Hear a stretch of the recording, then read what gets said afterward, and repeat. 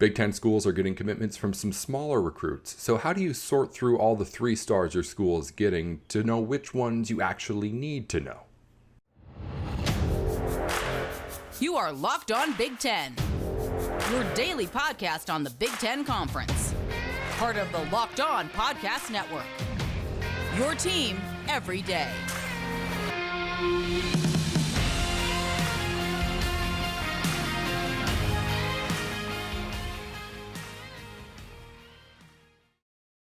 Hey, you're tuned into Locked On Big Ten, everything you need to know about what's going on in the conference every day of the week. I'm Nate Dickinson.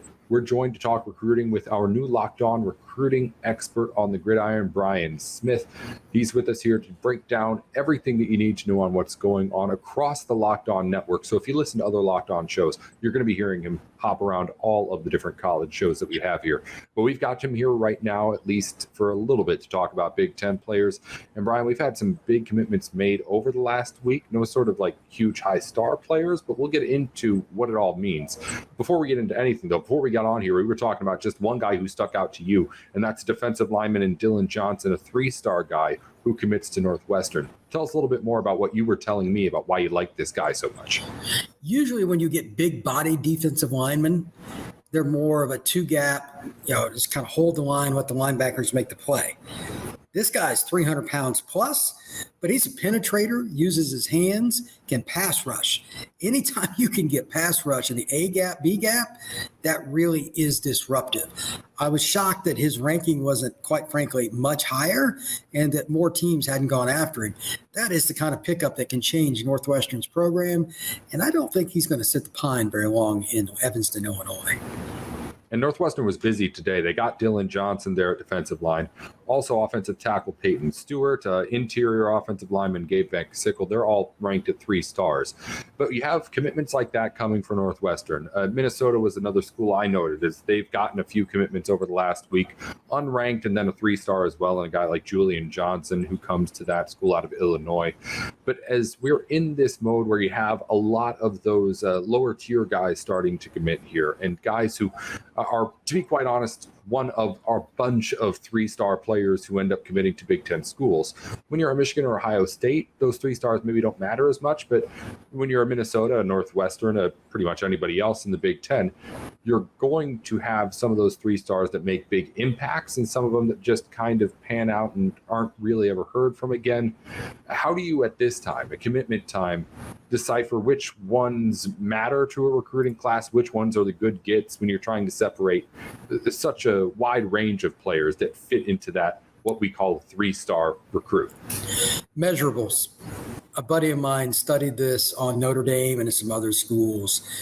They went through it like over a 5 or 10 year period. They signed like 23 kids that were 3-star, blah, blah, blah. Like one of them made it to the NFL, 4-star, like 18 over at the same time period. Like 8 of them did, like D-liners. I can't remember, but the number was huge. And my point was, well, how many of those guys had measurables that you would translate to the NFL draft? Height, wingspan, etc. The Johnson kid we just talked about a minute ago, he's over 300 pounds and he can move. Those are transferable skills. I don't care what his star ranking is. Does he have the ability to get in and push the pocket? Yes. He's got hand technique, etc., to go with it. So then I don't care about the stars. The film just jumped out. It every now and then, and this is a Chicagoland kid, you and I were laughing about it. It's like, how does he not have a higher ranking? Sometimes it doesn't matter. The other thing you have to look at, what program are they coming from? This is just whether you know about the area and the high schools and stuff. Certain schools just churn out different types of prospects, DBs, O-line, etc. Chicago's always been great for as long as I've been alive for producing offensive linemen. Makes me feel a little better. A certain guy just got drafted out of Northwestern that a lot of people were iffy on out of high school. He went in the first round. A Chicago kid. Is it surprising? Not really. You know what I mean? Those are the kinds of things I look at. And then finally, if you have some background or insight on him, just what's the grind like for him? Is it somebody that gets away with it based on natural ability? Or is this a kid that is just a workaholic? 3-star kids don't come out of, 6'5", 225 pounds running 4.6. Those kids aren't ranked 3-star. But if they've got work ethic and they can, maybe they're 200 pounds out of high school and they can build up a redshirt year at Northwestern or something, and then all of a sudden 3 years later they're 240 and they're an edge rusher that gets 10 sacks in the Big Ten. It depends on the player, but the measurables and the effort, that's what I really look for. And a little bit about the high schools too. You mentioned before we get on to like just team need matters a whole lot. Like with Northwestern, they need guys who are on the outside. 100%. When you're talking about like, say, a Northwestern team, for example, who needs that kind of help, when they sign those kind of guys, I mean, is that something, fans should be getting more excited about compared to like these 100%. offensive linemen, these guys in the trenches? Think about Northwestern. They are coached well. That's not a news flash. When they get beat by Ohio State, Michigan State, whatever it is, it's usually a skill problem, meaning a corner got beat, a receiver for the other team just won a jump ball. It's about flat out skill, just natural ability. They're not getting the same receivers Ohio State is, not that anybody else is either, but they have to at least be more competitive with recruiting, specifically at corner. For instance, one of the kids that I looked at this past signing day, they got Fussell. He's a kid out of Ohio. Ohio State kind of recruits nationally. They've let more kids out of that state in the last 5 to 10 years. Northwestern is taking advantage. They're getting quite a few kids out of the greater Midwest area that they may not have 20 years ago. Michigan, Ohio State, Penn State kind of recruit more nationally. You get kids like him, you can change things around. He can play man coverage. Those are specifically the kinds of kids that can change a program like Northwestern, because while Skronsky was a guy that they want, local kid or whatever at offensive tackle, there's a lot of those. There are very few corners coming out of the greater Chicago, Detroit area, et cetera, that aren't getting gobbled up by Michigan and Ohio State. So when one does, that's the kid they got to look at. They have to hit on those kids that are 3-star at corner, at receiver, that can really run. That's the difference. If they're going to get in the Big Ten title game or be in that conversation, outside the numbers, brother, they've got to get better outside the numbers. You mentioned Northwestern's recruiting better than it has in what it's gotten, say, 20 years ago. Is there any other schools in the Big Ten who, at least off first thought, stick out to you as doing just something that they wouldn't have been able to do 5-10 years ago as far as recruiting goes? I think well, I'm going to catch flack for this because of their offensive corner, but Iowa, despite the coaching situation, they're going to get beat up until Kirk's kid's not the OC. They've done a good job of picking up kids like Florida, Georgia, et cetera. The running back they just had at Iowa, he's from Georgia. Those are the kinds of situations where if you can just pluck a couple of skill kids out of the South, out of Texas, et cetera. Iowa, under Hayden Fry, used to recruit the heck out of Texas. And it worked out well. They were a top 10 team many times. You're not going to get a ton of skill kids in the Midwest comparatively. You have to be able to recruit in warm weather states. They know that. A little bit in New Jersey or PA or something too. But that's the key. And Iowa's done that. And I really think, Nebraska tried to make their hay in Florida, but a bunch of those kids transferred out. You got to find a happy niche somewhere because there's not enough skill. So I think that Iowa's an example of it, but they've done a better job with that talent on defense. Obviously, they're very, very, very sound on defense. And then hopefully now with the leagues expanding and all that, some of these schools will have more access to California talent because it's not like there's any problem getting corners out of there. That's going to help schools like Northwestern, Iowa, et cetera. Brian Smith's our new recruiting expert here at Locked On. First time with us here at Locked On Big Ten, will not be the last. Brian, before we let you go, just again off the top of your head, any dates coming forward that you feel like people should be keeping an eye on if they're recruiting or want to follow recruiting as far as just either commitments, camps, stuff like that? What's next on the calendar for Big Ten fans and fans around the country to be looking at? The month of June is kind of all-encompassing. I know Ohio State has a couple of big weekends, et cetera. Last year when we went to the June quote-unquote calendar for the big recruiting stuff, a lot of the really high-end 4- and 5-star kids would go through 4 or 5 visits, and then the first week or so of July, it just went boom. Every time I looked down at my phone, I'd get a message that somebody's either getting ready to commit or just committed. And a lot of the times I was just caught hands down. I had no idea. Some of these kids kind of try to create their own news. So while you're barbecuing for 4th of July, you may get some of those texts or those messages on your phone from whatever service you go to. And I think that's going to be kind of the new rule. And also of note, because the NCAA lifted the number, you can now take more than 5 official visits. We're even going to have more wild stuff in the fall because kids that take these 4 and 5 and get a little tired in the summer, they might re-up in the fall and take some more. So it's going to change again. It's going to be more signing day decisions than ever. I think late November into the first week of December is going to be wild. Well, whatever madness goes down, we'll be looking forward to getting you on here to help us break it down with us. Brian Smith, again, new recruiting expert here at Locked On. You'll be able to hear him across a lot of these Locked On college podcasts because I know a lot of people are itching to get his ear and get his expertise on the show. So we look forward to having you back on here soon, Brian, and thank you for joining us for a couple of minutes here on the show. Thank you very much. Thanks again to Brian Smith for joining us here on the program today. We'll have him back in ASAP to get us updates on anything that goes on in Big Ten recruiting here over the summer, because as he was telling us, things are starting to gear up in this recruiting cycle. We'll talk again to John soon, and after this, we're going to get into things with Jacob Rude, as Indiana basketball has picked up a huge 5-star commitment in Mackenzie Eembako. We'll talk about what he brings to the Hoosiers and how he can fill some big shoes left behind in Bloomington. That's coming up in just a minute here on Locked On Big Ten. But first, if you're looking for a delicious treat that doesn't break the bank, but also doesn't break your diet, you can head over to Built.com and try out Built Bar, the protein bar that tastes like a candy bar. Built Bar has all the nutrition that you could ever want. 130 calories or less in every bar, 4 net grams of carbs and sugar in every bar, and 17 grams of protein packed into each one, all surrounded by 100% real chocolate to make the protein bar that tastes like a candy bar without giving up any of the nutritional value that you come to the protein bars for. You can head over to Built.com right now to check out all of the products available to you. New flavors are coming out all the time.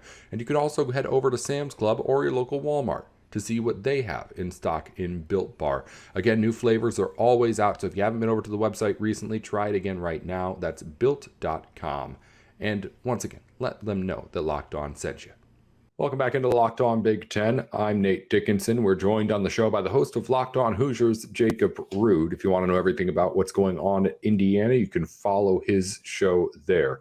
And right now, Hoosiers are getting a big boost on the hardwood as Mackenzie Eembako, a 5-star recruit and top 10 recruit in this class, commits to Indiana. This is a guy who had a little bit of a wild recruitment coming into this decision. He ends up picking the Hoosiers. And before we get into the actual choice and how big of a get this is for Mike Woodson just in the recruiting context, about what he does in the hardwood, Jacob, what is this guy bringing as a 5-star commit to Indiana and Bloomington? A lot of things that Indiana needed. Obviously, they have quite a bit of turnover from the team last season. It was a very veteran-laden team, and pair that with Jalen Hood-Schifino going to the draft, and they had 4 of their 5 starting spots open. So he's going to walk right into that starting lineup. He's going to be one of the ways I think that probably best describes him is that he's the type of player IU struggled against and the type that they've needed for quite a while, just as a powerful wing that can create his own shot, knock down shots from the mid-range, a little bit of an outside shot. So he checks a lot of boxes for what Indiana needed. They had a really big hole in this 3 spot, and so to land him meant a number of things, but just on the court, this was a really big win for the Hoosiers.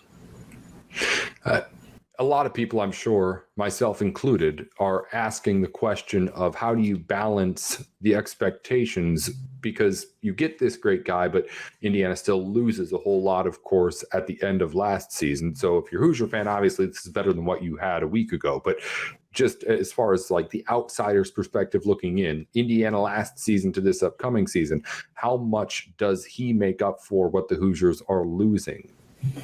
Yeah, a lot. I mean, it's going to be a number of guys. I'm not really sure what the expectations for this team are going to be yet. They still have one more scholarship spot that they're going to end up filling, probably with a guard or someone on the perimeter. But I don't know what the expectations will be because it's just so many new faces. There's going to end up being 7 players coming in to this team this season via transfer or as a recruiting class.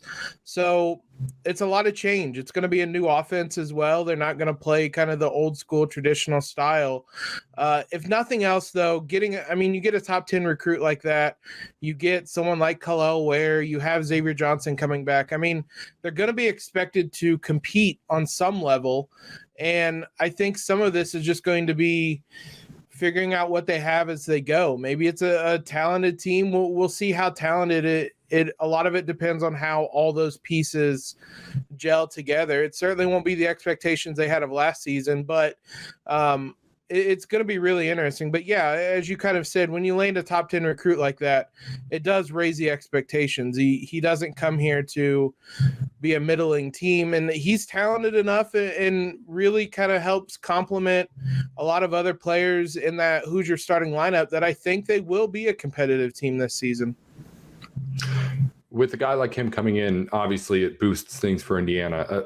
Can you give us just a quick rundown of how he got to the Hoosiers? Because, I mean, this isn't even his first commitment here. Yeah, it was a wild one. So he was originally committed to Duke for a while. And Kyle Filipowski, when he returned to Duke, Eembako decommitted because, I mean, mainly he wasn't going to get kind of the opportunity he thought he was going to get there. He decommitted. It was a very quiet recruitment process. There wasn't anything that really leaked out. Initially, it was just that a lot of teams had reached out to him, and then out of nowhere, it went, here's his final 4 schools. He took visits to St. John's, took a visit to Kansas, took a visit to IU, had one scheduled for Louisville, didn't end up taking that visit, and then announced his final 2 was Kansas and Indiana. And I mean, in all honesty, everything was kind of trending toward it being Kansas and them getting both Hunter Dickinson and Eembako in kind of a little more than a week span there. But it was a recruitment battle that went all the way to the finish line. And the Hoosiers, I mean, notably, they got some help from Carmelo Anthony. Him and Mike Woodson have a relationship dating back to the NBA. So Carmelo Anthony reached out to Eembako and kind of convinced him and talked up Mike Woodson and whatnot. And all of that was just enough for the Hoosiers to get it over the line and land his commitment. I mean, you mentioned Anthony. I mean, how do they be doing this kind of stuff? Top guys in the report, top guys in the recruiting class. I mean, he's done things that the previous IU coaches before him who've been trying to rebuild this program just haven't been able to do, and is seemingly doing them with ease. How does he do it? Yeah, it's a great question. I mean, he's kind of gotten the nickname of the closer, and that's kind of how he's treated a little bit in that a lot of he's an older guy. I think that was a lot of the criticism, concerns about him when he took the job is, can he just do the recruiting aspect and all that stuff where you're out and about? And what's kind of happened is he'll do that, but a lot of the assistants do a lot of the footwork and a lot of the stuff of getting the recruits to campus. And then once Mike Woodson talks to him, he kind of seals the deal and closes the deal. It's happened time and time again. It happened with Malik Renew last year. He had other visits scheduled as well, and he just didn't even take him and committed on his visit to Indiana. So it's happened a number of times. This is the 3rd time that IU's landed a 5-star recruit in the spring. So a little bit's been good fortune just having the ability to recruit these guys. But I mean, Mike Woodson's kind of got this nickname as the guy that can seal the deal, the closer. And you're not wrong. This has been something that a lot of other coaches have been trying to do for some time. And he's kind of coming in here and surpassing all those with the amount of talent he can get into this program. And we've seen he can coach them up too. So there's a lot of optimism and excitement about where the Hoosiers are going to go now. Woodson certainly earning a reputation as a college basketball coach here, something that not many people were sure was going to be the case when he took this job. Yeah. But we'll see what he ends up doing here in this winter, as again, he's got one of the top transfers and one of the top recruits coming in to fill some big shoes left behind at Indiana. We'll see what ends up happening, of course, as that progresses. And as it does, Jacob Root will be on it over at Locked On Hoosiers. We'll have him on the show next time we need to here on Locked On Big Ten. But until then, subscribe to the show over there at Locked On Hoosiers. And we'll talk to you again soon, Jacob. Always look forward to it. Thank you to Jacob Rood for joining the show. Thank you again to Brian Smith earlier for coming on and talking recruiting with us. Before we wrap things up, let's get a look at all of the news from around the Big Ten. Big news from over the weekend to fill you in on. Players of the week in baseball have been announced before we talk about postseason action. In baseball, Indiana's Josh Pine has won Player of the Week. Minnesota's Connor Wheatgrief has won Pitcher of the Week, and I hope I'm pronouncing that right, Connor. And Michigan's Mitch Voigt is your Freshman of the Week on the Diamonds. In broadcasting news, CBS will broadcast the Iowa-Penn State game in prime time on September 23rd. It'll be at 8 p.m. Eastern time. This is the first season that CBS will broadcast Big Ten football. They'll have a limited schedule this year before getting that full 3:30 time slot next season. In other news, Northwestern, Indiana, Minnesota, and Nebraska have all qualified for the NCAA softball tournament. They will all host regionals and have outstanding chances, of course, to move on in that tournament. Big Ten dominates on the softball field. In track and field, Nebraska has won the men's outdoor Big Ten title. The women's title goes to Michigan, and Michigan also winners in the Big Ten rowing championship. The Michigan women take that title for another Big Ten title in their spring season. That's all for Locked On Big Ten today. I'm your host, Nate Dickinson. Be sure to follow along with the show wherever you get your podcasts, on YouTube and on Twitter too. It's at Locked On Big Ten, 10 at the end when you type it out, not T-E-N. I'm Nate Dickinson, at Nate with Sports on Twitter. We'll talk to you next time here on Locked On Big Ten.